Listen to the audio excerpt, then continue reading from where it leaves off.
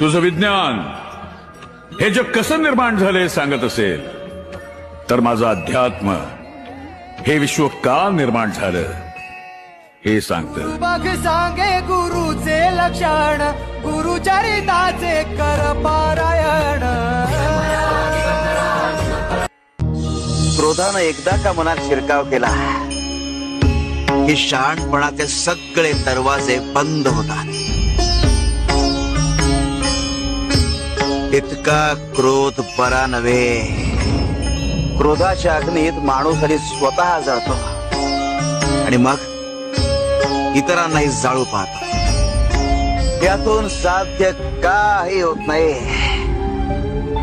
सारासार विवेक, विचार इत्यादीची आहुती दिली जाते त्यात.